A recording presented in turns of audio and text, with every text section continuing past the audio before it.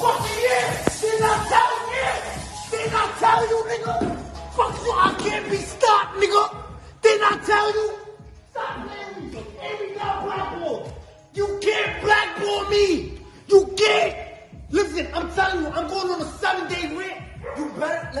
You better unfollow me because I'm going on a 7-day rant.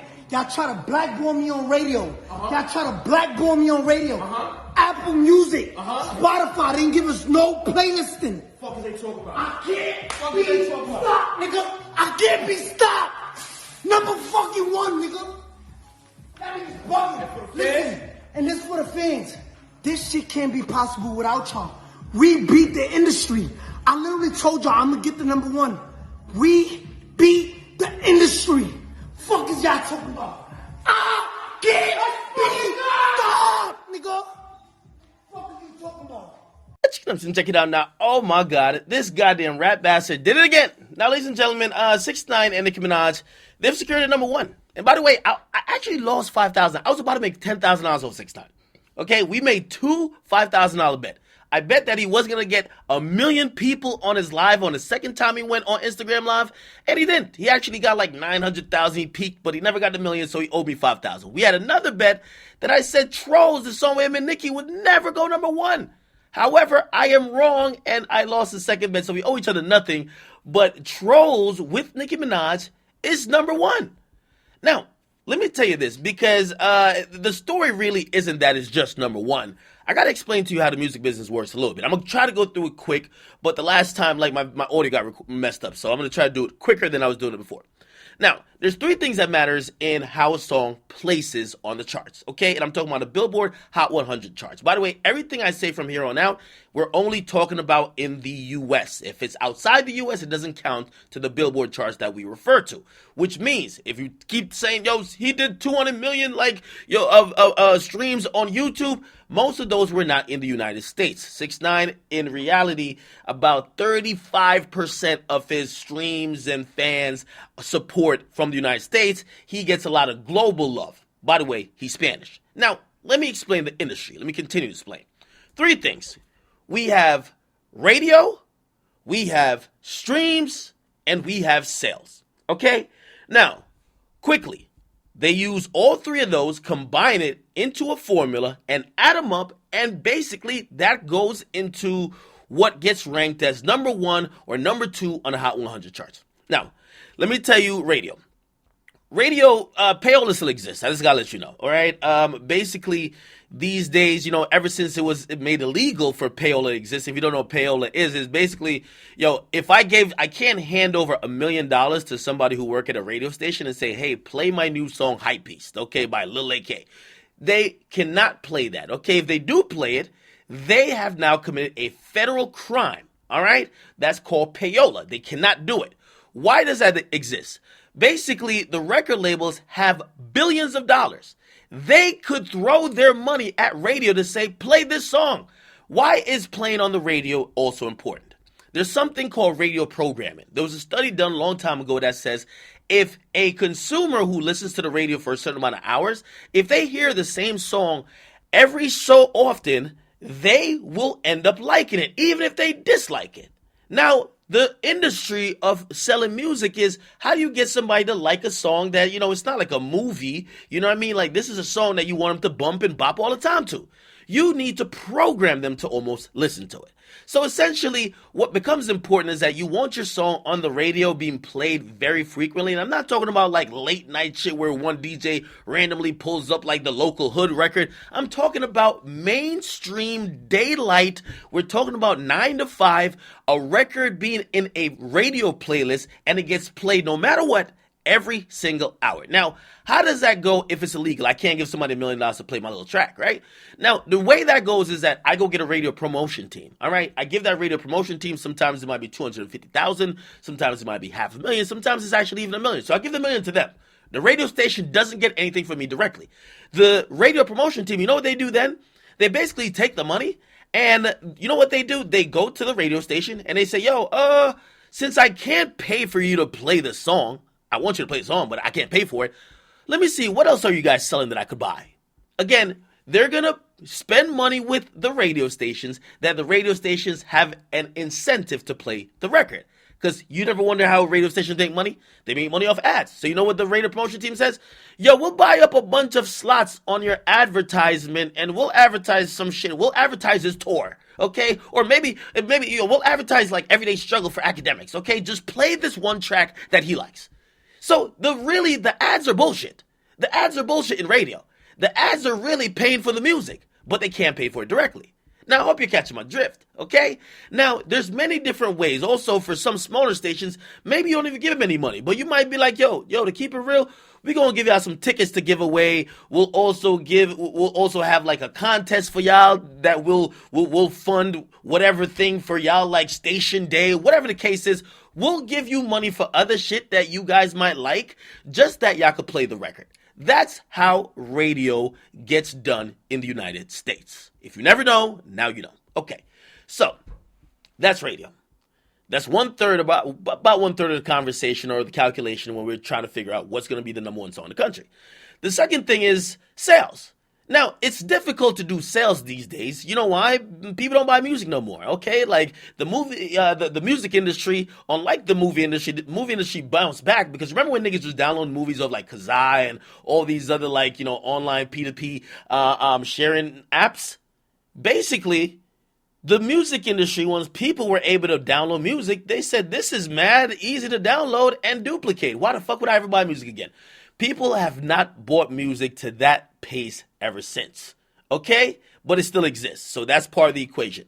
By the way, if you look at a lot of the debuts from, like, whatever rappers, or, like, Lil Baby was number one again this week, with his album, like, 0.1% was actually sales. Most people are just streaming it. Now, let's get to the third part of the equation. Streams, of course.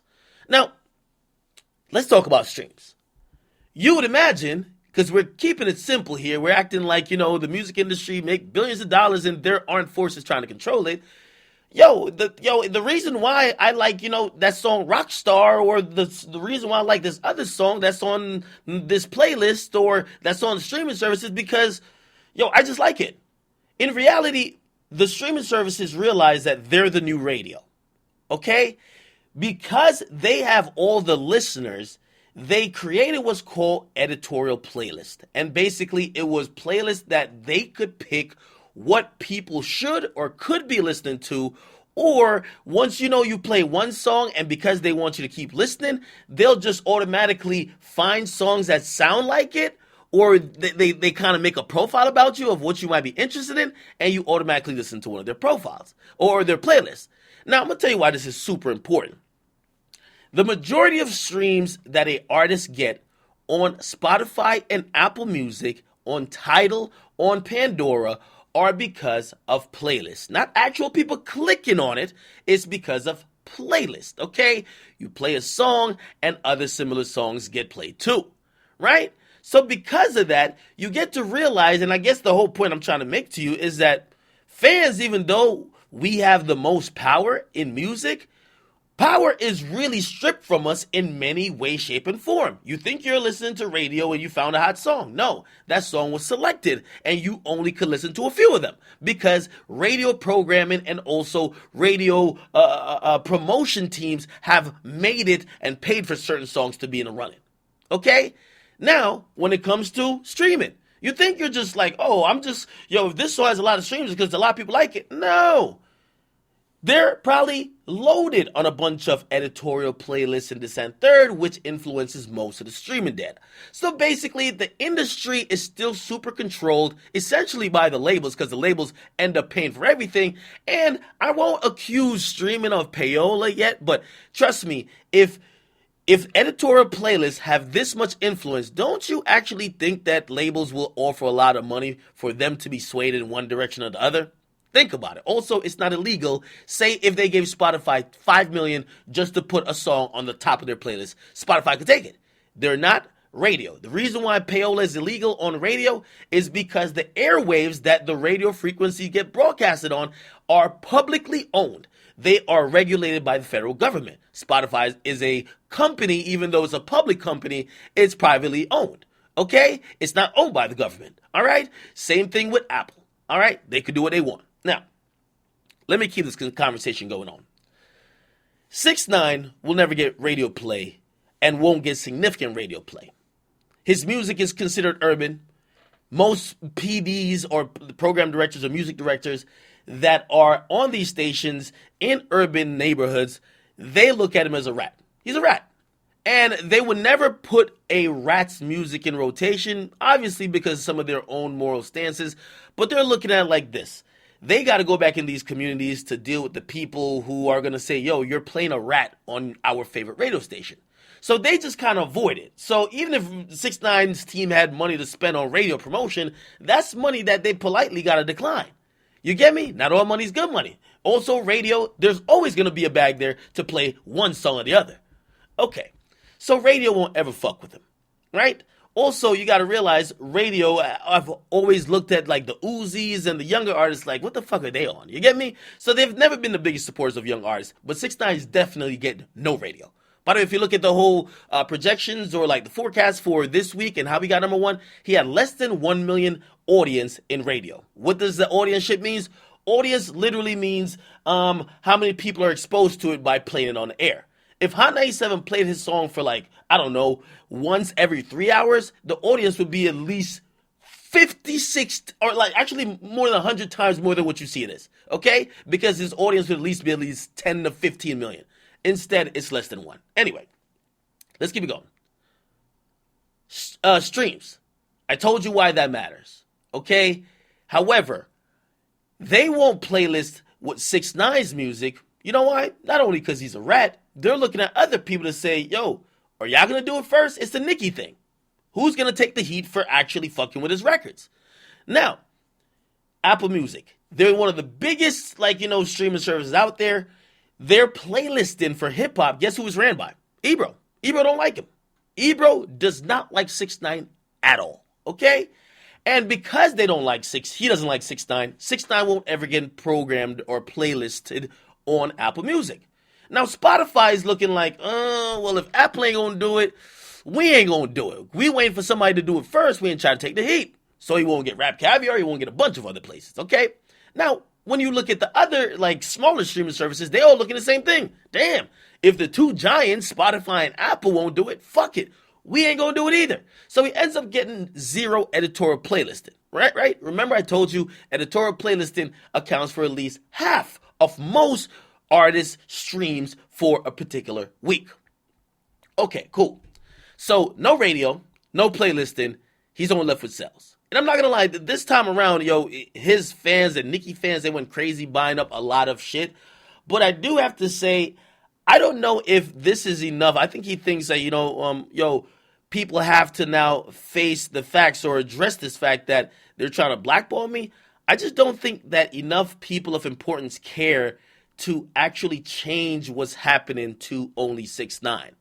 Remember when the streaming services at one point said, yo, we're not going to program or we're not going to playlist X's music, we're not going to playlist 6ix9ine, we're not going to playlist anybody or Chris Brown, anybody who has beaten a chick, anybody who's had certain sexual or domestic cases, we're not going to fucking program none of their or playlist none of their shit.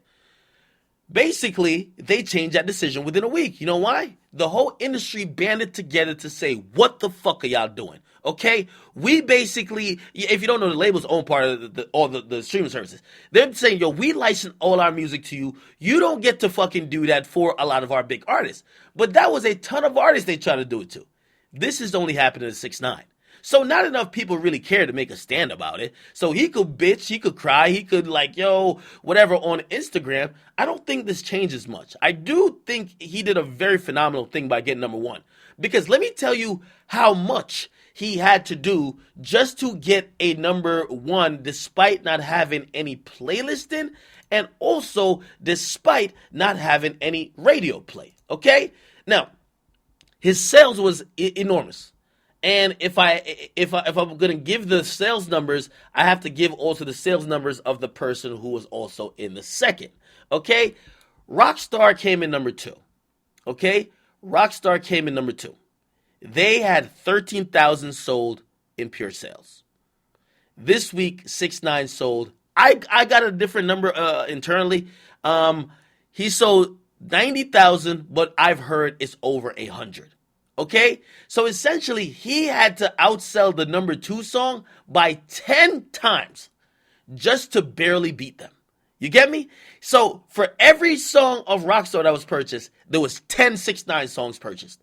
And he barely beat him. Okay? Safe to say he definitely won't be number 1 for more than a week, because you can't sustain this without radio. Radio sustains the number 1. The box was sustained by radio. Rockstar is being sustained by radio. Savage is being sustained by radio. Say So is being sustained by radio. So he definitely will not be there for too long.